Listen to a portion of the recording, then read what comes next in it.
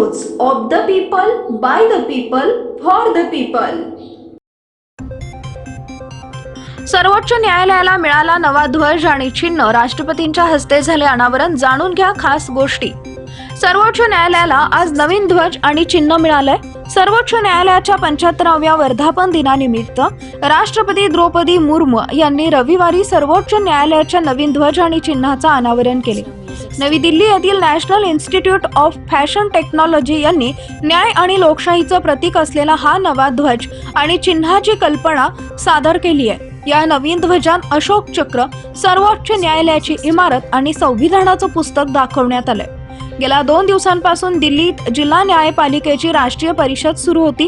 या संमेलनाच्या समारोपाला राष्ट्रपतींनी हजेरी लावली होती। जिल्हा न्यायपालिकेच्या राष्ट्रीय परिषदेच्या समारंभात राष्ट्रपती द्रौपदी मुर्मू यांच्या हस्ते ध्वज आणि चिन्हाचं अनावरण करण्यात आले। भारताचे सरन्यायाधीश DY चंद्रचूड हेही यावेळी उपस्थित होते।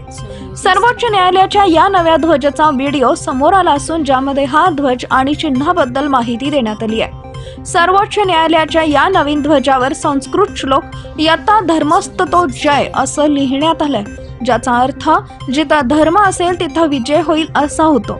तर ध्वजावर सर्वात वरती अशोक चक्रमध्ये सर्वोच्च न्यायालयाची इमारत आणि संविधान सर्वात खाली दाखवण्यात आलंय।